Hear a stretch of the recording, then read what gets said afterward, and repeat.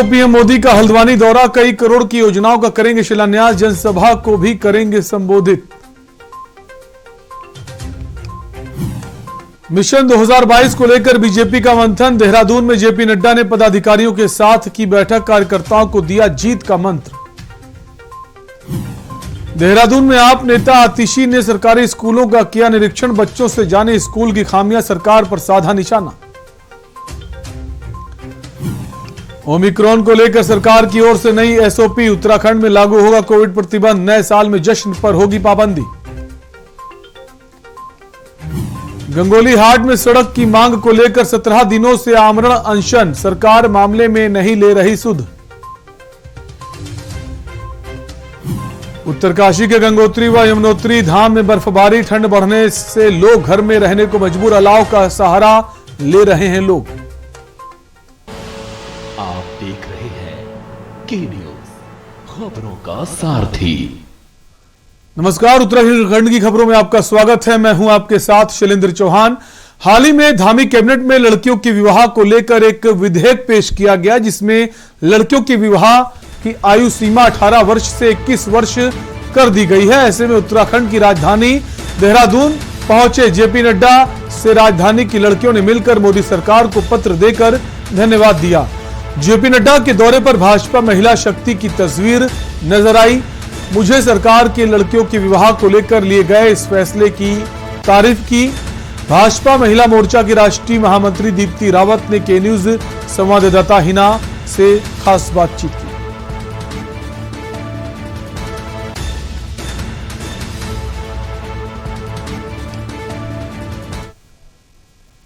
Bharatiya Janata party ऐसी party है जो महिलाओं की चिंता करती है। महिलाओं ने उत्तराखंड आंदोलन राज्य की लड़ाई लड़ी और भारतीय जनता पार्टी ने उत्तराखंड राज्य बनाया।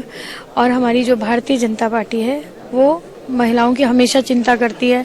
आप देखिए, 60 साल की कांग्रेस की सरकार ने कभी भी महिलाओं की चिंता नहीं की, चाहे उज्ज्वला गैस हो, शौचालय हो, मातृ लाभ योजना हो। अभी आप बिल पास हुआ है हमारी माननीय मंत्री स्मृति ईरानी जी ने और माननीय प्रधानमंत्री मोदी जी ने, लड़कियों की जो उम्र 21 वर्ष की है उससे लेकर बालिकाओं में काफी उत्साह है, क्योंकि जो 18 साल की बच्ची होती थी उसका एक कम उम्र में शादी होने के कारण उसका मानसिक और शारीरिक दोनों शोषण होता था एक तरह से, और वो अपना कैरियर भी नहीं बना पाती थी। परंतु 21 साल की उम्र करने से लड़के की उम्र भी सामान्य और लड़की की बराबरी का दर्जा दिया है।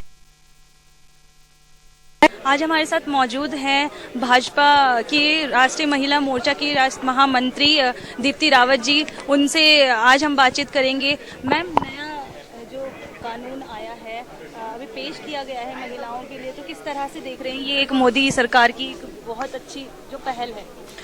देखिए, जिस प्रकार से ये बिल आया है और पेश किया गया है पार्लियामेंट में, ये इसलिए पेश किया गया है क्योंकि लड़कियों को उनका करियर परस्यू करने के लिए, आगे उनकी डिग्री हासिल करने के लिए, उनको अपना सशक्त होने के लिए, अपने पैरों पे खड़े होने के लिए कई बार उनको नहीं वो कर पाती थी, चाहते हुए भी नहीं कर पाती थी।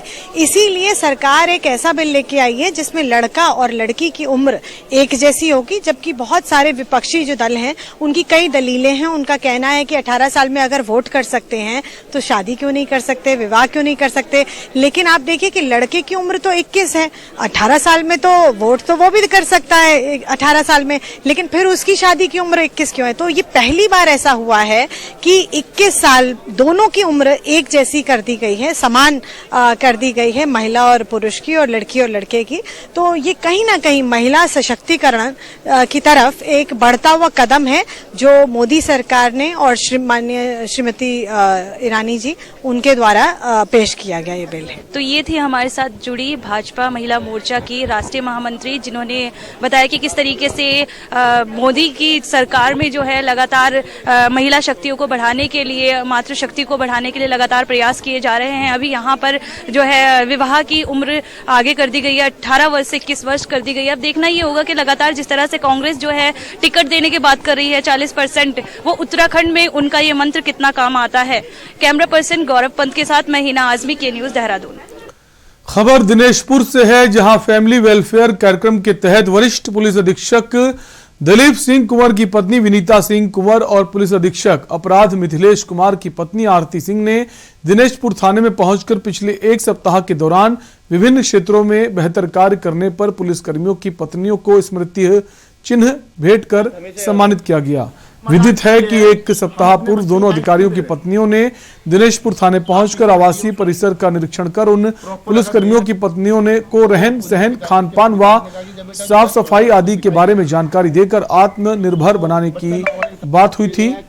इस दौरान उन्होंने विभिन्न क्षेत्रों में बेहतर कार्य करने के लिए एक सप्ताह का समय दिया था। फैमिली के बच्चों के पास मोबाइल है तो शादी कर लो, शादी नहीं हो पाएगी, उसकी 50 दिक्कतें रहती हैं, इसलिए अपने बच्चों पे विशेष ध्यान दीजिए। आपको तो पता ही नहीं बेटा बालिग है या नहीं है, ये मैं जानता हूँ ना। और मैंने फिर आपसे कहा कि हमारे पास इतना फोर्स नहीं है कि मैं 24 घंटा ये क्षेत्र में बढ़ते अपराधों को लेके और नशा जैसे क्राइम, चोरी, डकैती, इस चीज़ को ज़्यादा प्रकोप बढ़ रहा है क्षेत्र के अंदर। तो क्षेत्र में जो हमारे थाने इंचार्ज जो नए आए हैं उनसे हमारी बात हुई तो गांव में एक जन जागरूकता अभियान के तहत युवाओं को, महिलाओं को और जो इस टाइप के क्राइम करते हैं उस चीज़ के बीच संवाद हुआ। उस संवाद में कहा गया कि इन चीज़ों को छोड़ के एक अथक प्रयास करना चाहिए।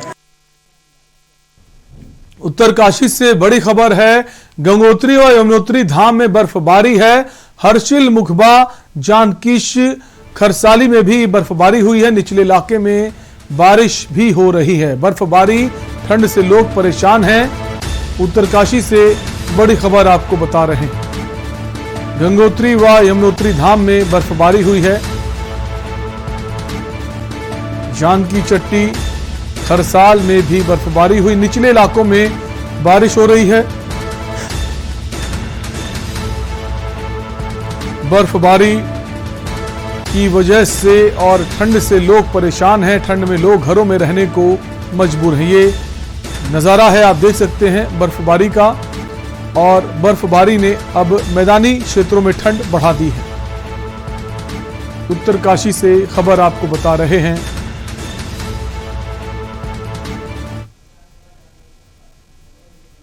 जहां निचले इलाकों में बारिश हो रही है वहीं पहाड़ी क्षेत्रों में बर्फबारी है और बर्फबारी की वजह से ठंड और ज़्यादा बढ़ गई है।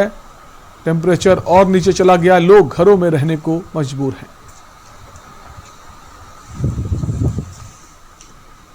बर्फबारी का ये नज़ारा है उत्तरकाशी से। गंगोत्री व यमुनोत्री धाम में ये बर्फबारी हुई है। तो खूबसूरत तस्वीरें इस वक्त आप देख सकते हैं हमने टेलीविजन स्क्रीन पर बर्फबारी की। और बर्फबारी की वजह से अब ठंड का जो स्तर है वो भी बढ़ गया है। टेम्परेचर नीचे चला गया है। मैदानी इलाकों की अगर बात करें तो वहां बारिश भी हो रही है। और इसी खबर पर हमारे संवाददाता अनिल रावत जुड़ गए हैं। अनिल, बर्फबारी ने ठंड बढ़ा दी है, लोग घरों में रहने को मजबूर हैं, और क्या आने वाले दिनों में ठंड और बढ़ेगी? जी शैलेंद्र, मैं आपको बता दूं कि बिल्कुल गंगोत्री धाम की बात करें या यमुनोत्री धाम की बात करें, बिल्कुल जो है बर्फबारी चालू हो चुकी है। और जो निचले इलाके हैं बिल्कुल मौसम इतना तापमान इतना गिरावट आ गया कि जो है लोग जो है घर के अंदर डूबे हुए हैं। कहीं ना कहीं जो गंगोत्री धाम की बात करें, हर्षिल हो गया, मुखबा हो गया, धराली हो गया, इन जगह बर्फबारी हो गई, जिससे जो है काफी तापमान में काफी गिरावट आ गई और बर्फबारी भी चालू हो गई। बात करें यमुनोत्री धाम की, यमुनोत्री धाम में भी बारिश बर्फबारी हो रही है और बारिश भी हो रही है। और साथ में ही खरसाली हो या जानकी चट्टी हो, नारायणपुरी हो, जो यमुनोत्री धाम के ऊपरी जो इलाके हैं बिल्कुल बर्फबारी चालू हो गई। और जो निचले इलाके की बात करें तो मौसम बिल्कुल बारिश को लेकर बना हुआ है। और जो ग्रामीण लोग हैं, जो बिल्कुल गरीब तबके के लोग हैं, बिल्कुल जो है वो ठंड को देखते हुए जो बिल्कुल घर के अंदर डूबते हुए। अनिल, जो गरीब तबका है, जिनके छत जो है उनके घर पर नहीं है, उनके लिए सरकार की तरफ से क्या खास व्यवस्थाएं की गई है ठंड से बचाने के लिए? ये शैलेंद्र, मैं बता दूं कि बिल्कुल जो है जो गरीब तबके के लोग हैं, बिल्कुल जिलाधिकारी मयूर दीक्षित ने कुछ ही दिन पहले जो है मेरी जिलाधिकारी से इस संबंध में बात हुई थी। जिलाधिकारी ने साफ निर्देश नगर पंचायत, नगर पालिका, तमाम जो है अन्य संस्थाओं को ये निर्देश दिए हैं कि वो जो है नगर क्षेत्र में हो वो अलाव की व्यवस्था करें और जरूरतमंद लोगों को कंबल की व्यवस्थाएं करें। बिल्कुल, अब सरकार की जिम्मेदारी बनती है कि जो लोग फुटपाथ पर गुजारा करते हैं उनके लिए क्या व्यवस्था ठंड से बचाने के लिए की जाए। बहुत बहुत शुक्रिया अनिल इस खबर पर हमसे जुड़ने के लिए। तो उत्तरकाशी से आपको खबर बता रहे हैं जहां पर बर्फबारी जो है वो शुरू हो गई है, निचले इलाकों में बारिश हो रही है और सरकार की तरफ से इंतजाम किए जा रहे हैं उन लोगों के लिए जो रोडों पर, सड़कों पर अपना समय गुजारते हैं।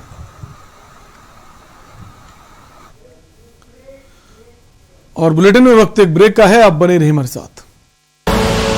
आप देख रहे हैं के न्यूज, खबरों का सारथी। विश्व पटल पर अपनी नई पहचान कायम करता सबका साथ, सबका विकास, सबका विश्वास मंत्र के साथ आगे बढ़ता ये योगी राज का नया उत्तर प्रदेश है।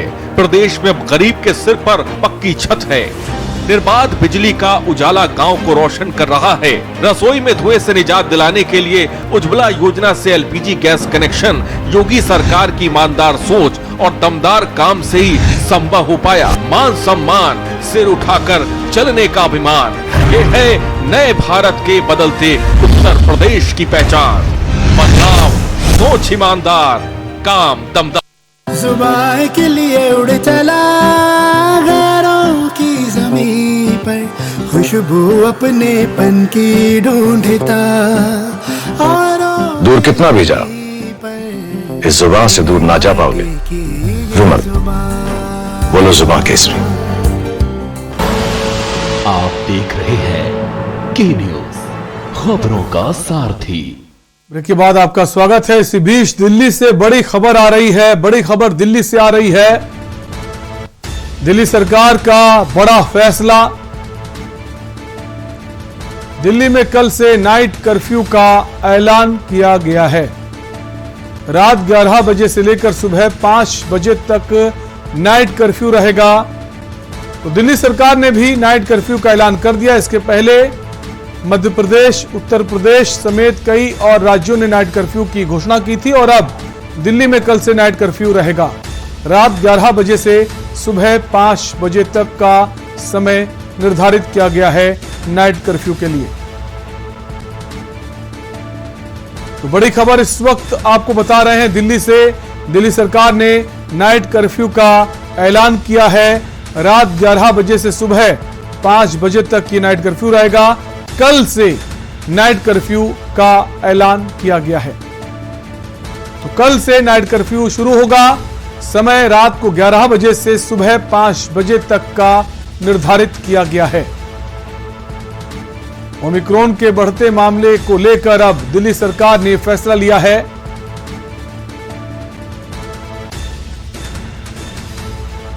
स्वास्थ्य मंत्रालय की तरफ से भी ये कहा गया था कि जो कोरोना की गाइडलाइंस हैं उसका पालन सभी राज्य सरकारें कराएं और उसको लेकर वो स्वतंत्र हैं किसी भी फैसले के लिए। और उसके चलते अब दिल्ली सरकार ने भी नाइट कर्फ्यू का ऐलान कर दिया है। तो कल से दिल्ली में भी नाइट कर्फ्यू रहेगा। रात 11 बजे से सुबह 5 बजे तक नाइट कर्फ्यू रहेगा।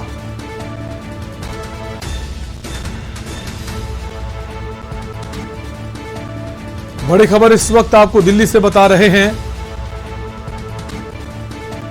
इसके पहले अगर बात करें, क्रिसमस पर काफी क्राउड देखा गया था।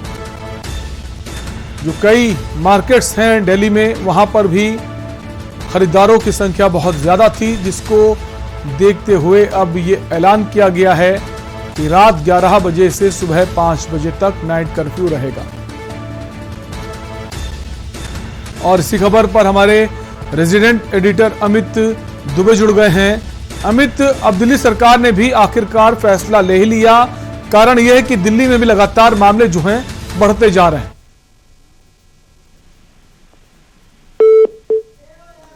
अमित से हम दोबारा जुड़ने की कोशिश करेंगे। दिल्ली से बड़ी खबर इस वक्त आपको बता रहे हैं। दिल्ली सरकार ने फैसला लिया है, अब कल से दिल्ली में भी नाइट कर्फ्यू रहेगा। रात 11 बजे से सुबह 5 बजे तक नाइट कर्फ्यू का समय निर्धारित किया गया है। बढ़ते ओमिक्रॉन के मामलों को देखते हुए सरकार ने ये फैसला लिया है।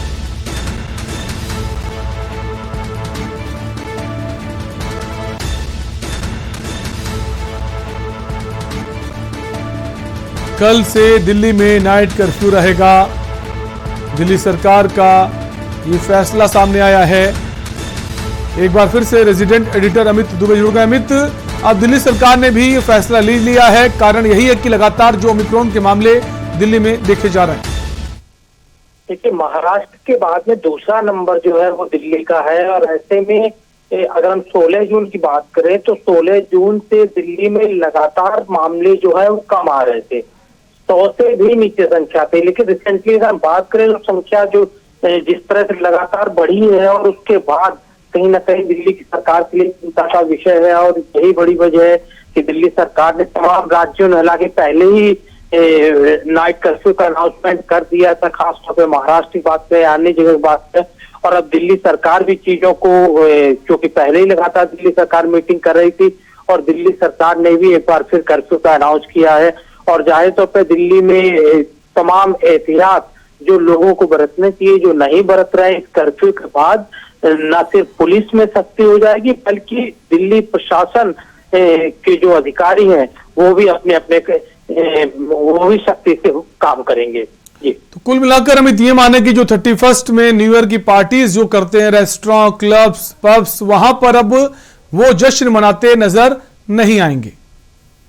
सबसे पहले डिसीजन जो है वो दिल्ली सरकार ने लिया था। अगर तमाम राज्यों की बात करें तो कई जगह इस तरह की गाइडलाइंस नहीं आते, तभी दिल्ली सरकार ने स्पष्ट कर दिया था कि सार्वजनिक रूप से क्रिसमस और न्यू ईयर कोई भी सेलिब्रेशन नहीं होगा।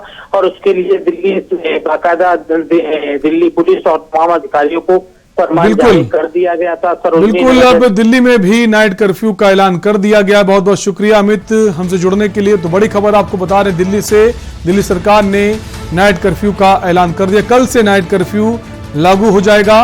रात 11 बजे से सुबह 5 बजे तक का समय निर्धारित किया गया है। और वक्त एक ब्रेक का है, जल्द लौटेंगे। आप देख रहे हैं के न्यूज, खबरों का सारथी।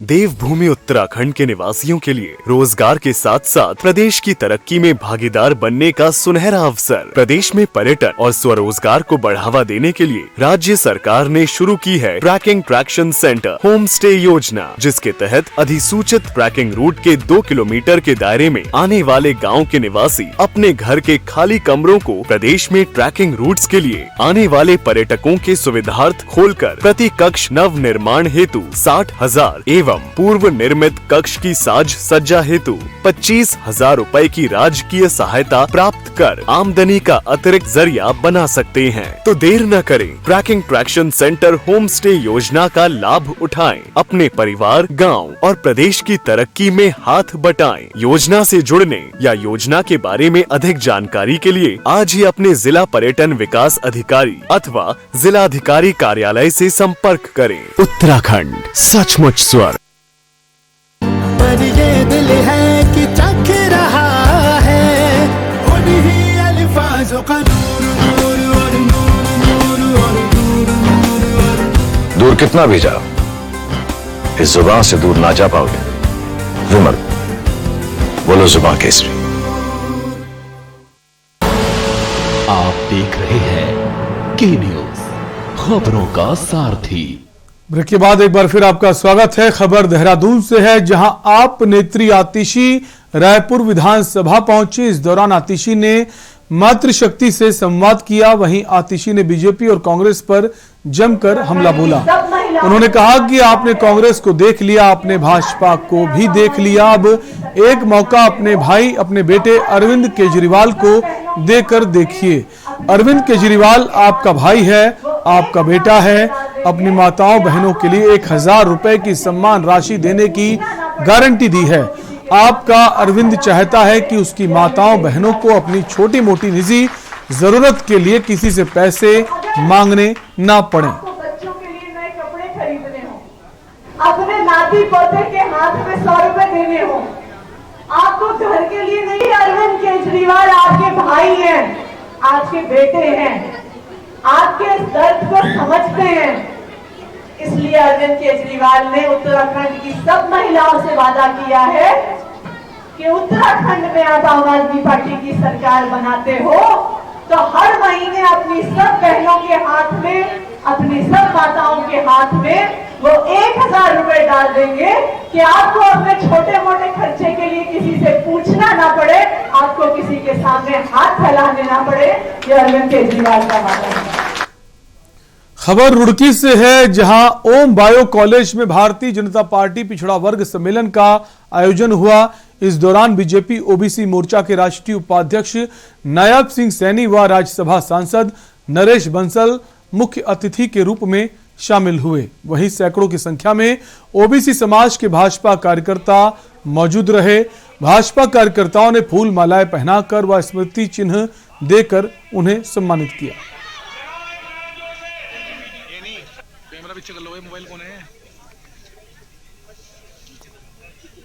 प्रधानमंत्री जी ने जो सम्मान ओबीसी समाज को दिया है, उनको 27% का आरक्षण, ओबीसी समाज के बच्चों को एमबीबीएस की सीटों में 27% का आरक्षण सुनिश्चित करने का काम किया है। नीट की परीक्षा में 27% का आरक्षण देने का काम किया, नौकरियों के अंदर 27% आरक्षण देने का काम किया, चाहे हमारे बच्चे ओबीसी समाज के केंद्रीय विद्यालय विधानसभा के अंदर, जैसे भी सभी जितनी भी हमारी विधानसभा है, सब विधानसभाओं के अंदर सभी मोर्चों के इसी तरह के सम्मेलन कराए जा रहे हैं। कलियर विधानसभा के अंदर हमारा जो है ओबीसी समाज का एक सम्मेलन था और उस सम्मेलन में हमारे बड़े भाई साहब और हमारे राष्ट्रीय उपाध्यक्ष माननीय नायब सिंह जी जो हरियाणा से एमपी है वो, और प्लस हमारे बहुत ही वरिष्ठ हमारे और हमारे गार्जियन के रूप में पूरी भारतीय जनता पार्टी में काम करने वाले माननीय नरेश बंसल जी आज मुख्य अतिथि के रूप में उपस्थित हुए थे। भारतीय जनता पार्टी ने सबका साथ, सबका विकास, सबका प्रयास, सबका विश्वास इस नारे को लेकर सब वर्गों के लिए काम किया है, सार्थक किया है इस नारे को। सब वर्गों को हमको जन समर्थन मिल रहा है,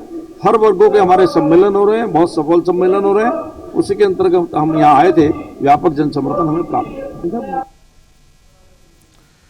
गंगोली हाट में मडक नाली से सुरखाल पाठक तक सड़क की मांग को लेकर चल रहा है आमरण अनशन के समर्थन में कांग्रेस की जिला प्रभारी संयोगिता सिंह और पूर्व विधायक नारायण राम आर्य पहुंचे और आंदोलन को समर्थन दिया। इस दौरान उन्होंने कहा कि सरकार के द्वारा पिछले 5 माह से क्रमिक अनशन करने के साथ ही पिछले 17 दिनों से आमरण अनशन में बैठने के बाद भी सरकार के द्वारा सुध नहीं ली जा रही है।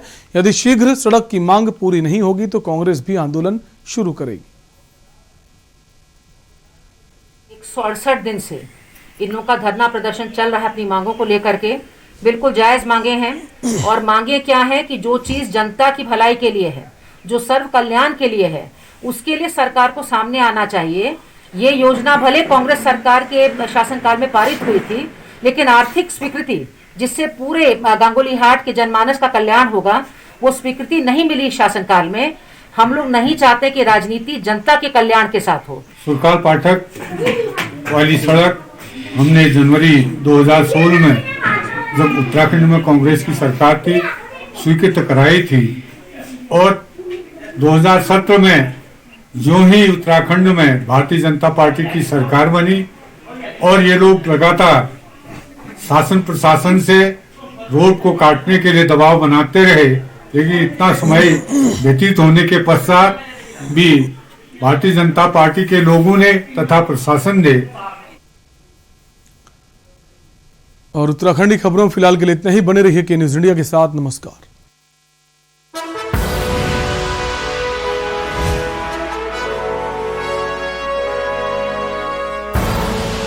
आप देख रहे हैं के न्यूज।